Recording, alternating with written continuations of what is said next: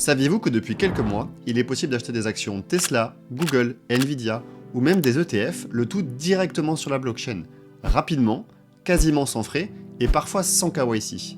C'est ce que je vais vous montrer aujourd'hui en vous présentant les actions tokenisées.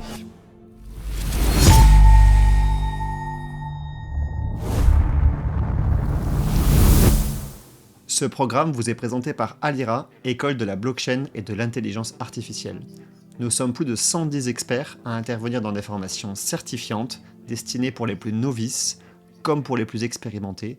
Le tout, à votre rythme, c'est vous qui choisissez votre format. Si vous voulez essayer, nous vous offrons un call stratégique et une formation gratuite. Bonjour à tous, je suis Gaëtan, formateur blockchain chez Alira, l'école de référence en France pour se former à la blockchain et à l'IA.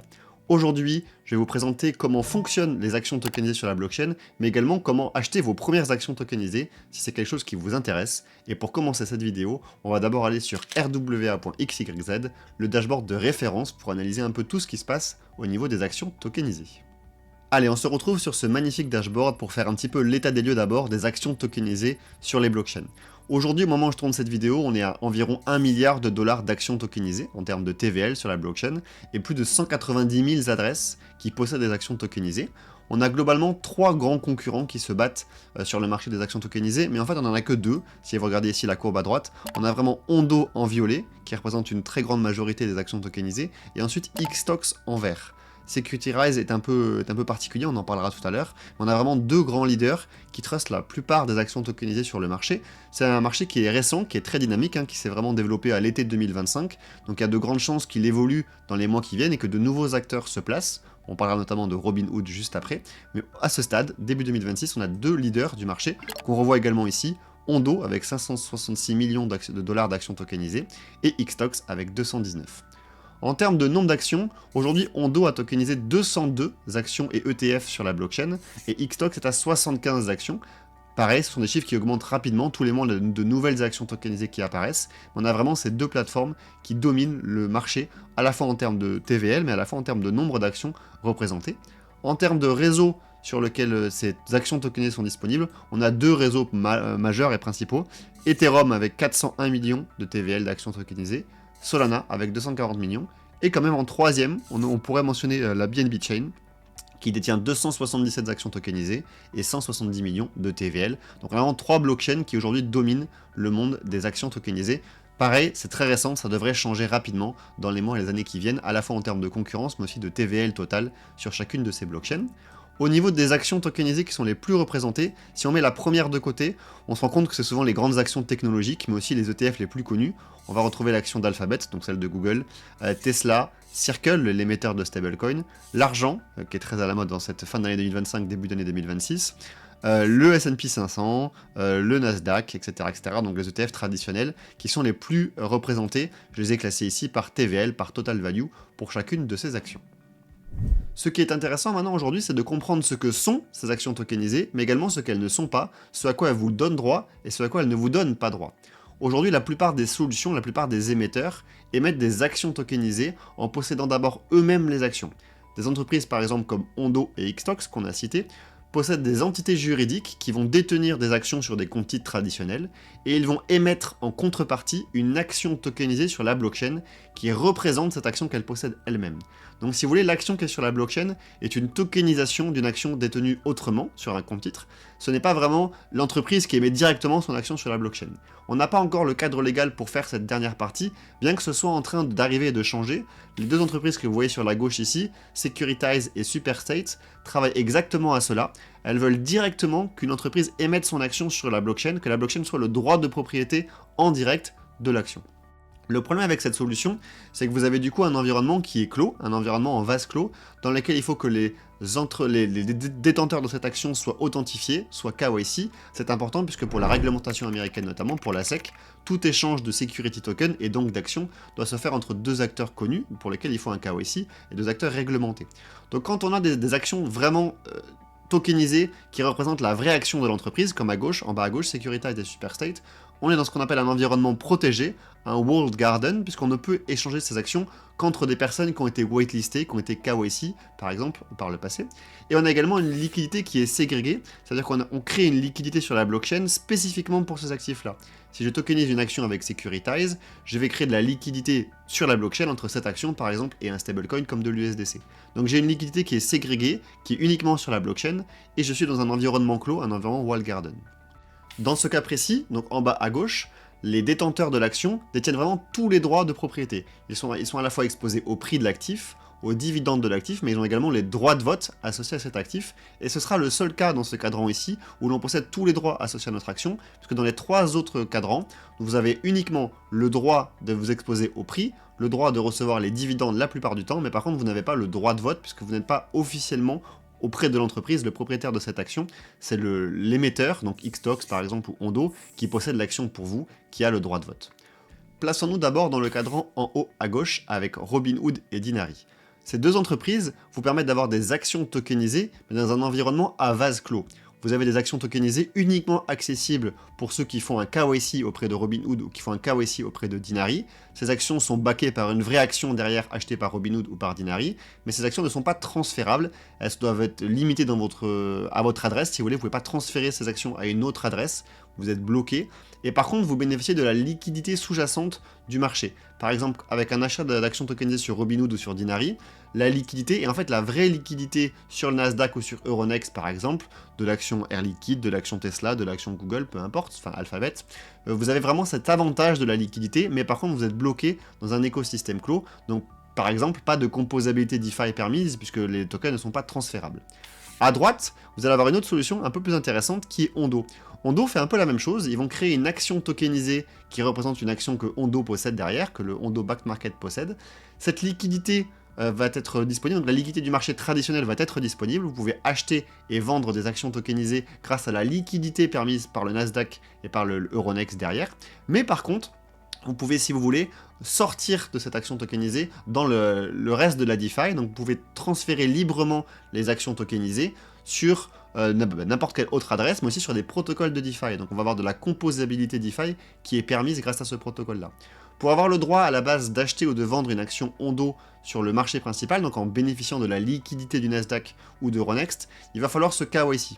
Uniquement les acteurs KYC, authentifiés auprès de Ondo, ont le droit de participer et d'accéder à ce marché primaire de liquidité. Par contre, une fois que vous avez transféré l'action Ondo à n'importe quelle autre adresse ou à n'importe quel autre protocole DeFi, là il n'y a plus de KYC, puisqu'on n'est plus sur une action en elle-même, on est sur la tokenisation de l'action, qui n'a pas les mêmes réglementations que l'action. Donc là où l'action pour être échangée a besoin d'être protégée avec les lois autour du security token, la version tokenisée a beaucoup plus de liberté associée, et c'est comme ça qu'Ondo joue en fait avec ces deux aspects, c'est que pour acheter l'action en elle-même sur le marché primaire, il faut être tokenisé. Par contre, l'action tokenisée en elle-même qui est transférable librement, elle ne nécessite pas le KYC. Et c'est pour ça qu'on retrouve un peu des actions Ondo partout. On va voir sur le même principe en bas, Xtox. Donc Xtox permet de tokeniser des actions du monde réel. Par contre, le problème de Xtox, c'est qu'on ne bénéficie pas de la liquidité du marché principal. Donc, on n'a pas la liquidité du Nasdaq ou la liquidité d'Euronext. C'est aux émetteurs de Xtox de eux-mêmes recréer de la liquidité. Par exemple, s'ils tokenisent l'action Google, on va avoir du Google X ou du X Google. Pour qu'il y ait de la liquidité sur la blockchain, il faut créer de la liquidité entre l'action Google et de l'USDC, ou l'action Google et de l'Ether. S'il n'y a pas assez de liquidité entre votre action Google et l'Ether, bah vous aurez beaucoup de price impact, vous aurez beaucoup de slippage au moment où vous allez vouloir acheter votre action, parce que la liquidité sur la blockchain est trop faible. Donc le vrai avantage de Ondo, c'est de bénéficier quand le marché est ouvert, donc les 5 jours de la semaine, et donc 8 heures par jour et 5 jours par semaine, de la liquidité du marché traditionnel. Alors que Xtox vous contraint de créer de la liquidité on-chain sur par exemple un AMM traditionnel qu'on peut avoir. Ondo vous permet de faire les deux, puisque vous pouvez avoir en même temps de la liquidité on-chain et en même temps de la liquidité traditionnelle en dehors de la blockchain. Continuons avec l'exemple de Ondo pour mieux comprendre comment marchent vraiment ces actions tokenisées en sous-jacent. On va avoir ici sur la droite une plateforme traditionnelle de brokerage, donc un broker traditionnel sur lequel l'entreprise derrière Ondo, l'entreprise qui va faire la custodie des actions pour nous chez Ondo, va acheter et vendre des actions et des ETF sur le marché traditionnel avec la liquidité du Nasdaq ou la liquidité de Euronext par exemple en Europe. Donc on va avoir des actions Google, Tesla, des ETF achetés ici traditionnellement.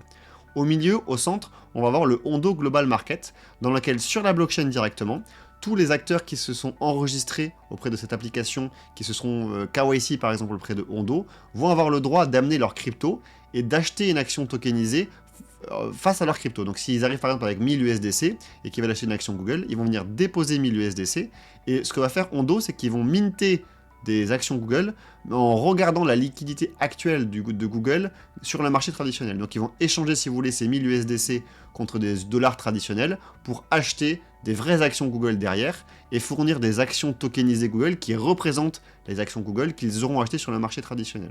Et donc grâce à ce mécanisme, vous bénéficiez de la liquidité complète du Nasdaq actuel ou de Euronext actuel sans slippage. Vous n'avez pas besoin de recréer de la liquidité sur la blockchain puisque c'est la liquidité du marché traditionnel que vous utilisez.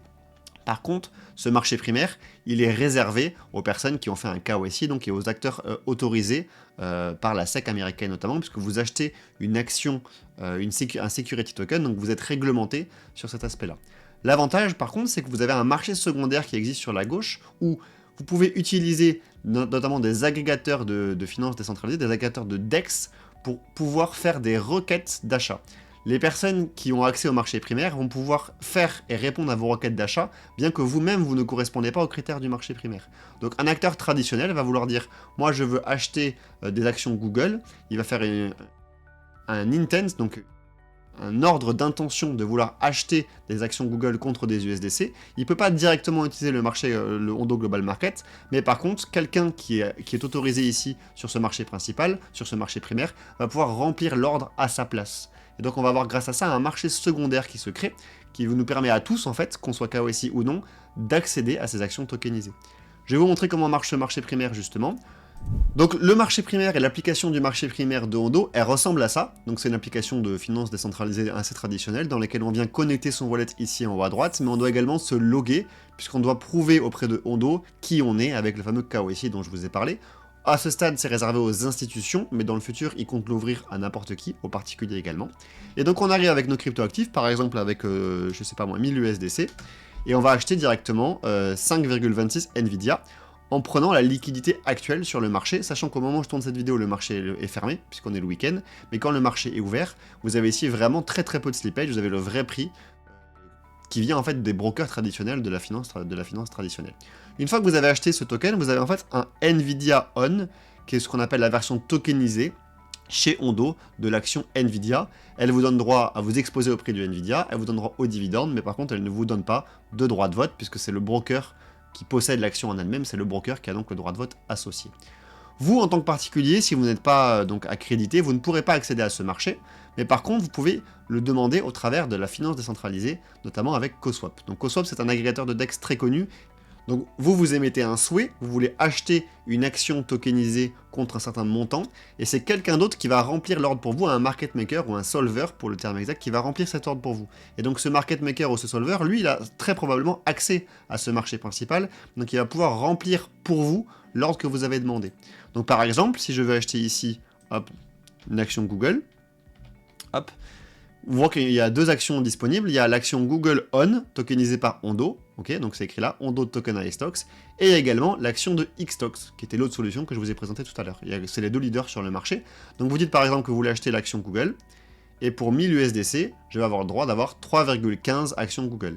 Là, le slippage et le price impact est assez élevé parce que nous sommes en dehors des heures d'ouverture. Si je fais la même chose en semaine, vous verrez que j'aurai 0,01 ou 0,02% de slippage parce qu'on bénéficie de la liquidité du marché primaire.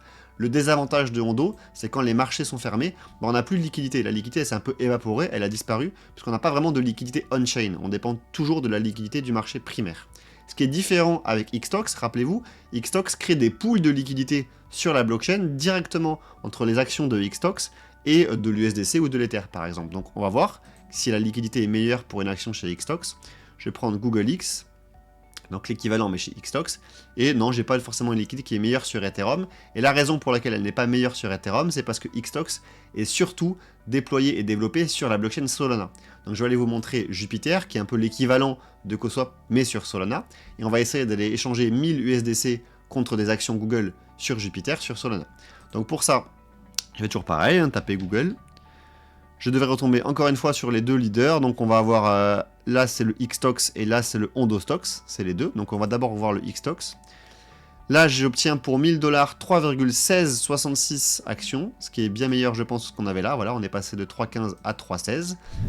Et si maintenant j'essaye de passer pour Ondo, donc je cherche toujours à acheter des Google, mais via la tokenisation de Ondo, ici je vais avoir un warning qui me dit que le marché est fermé, il n'y a pas de liquidité présente, puisque c'est uniquement pendant les jours de la semaine, hein, donc sur les 5 jours de la semaine, et pendant les horaires d'ouverture du marché Nasdaq, qu'il est possible d'acheter des actions Google via Ondo. Donc vous voyez la différence entre Xtox et Ondo, c'est vraiment celle-ci, c'est la liquidité qui est intéressante, parce qu'on a toute la liquidité de la finance traditionnelle avec Ondo, mais par contre on a des horaires restreintes, parce que la liquidité elle s'évapore le week-end, elle est plus disponible.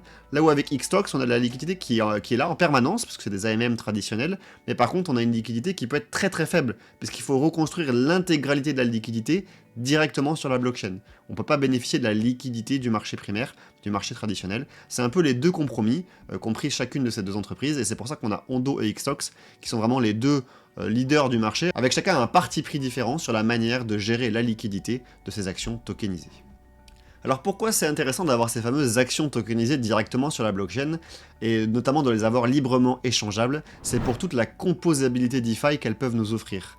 Depuis peu, ça a vraiment quelques jours comme news, on peut utiliser ces actions tokenisées en collatéral sur des protocoles de lending.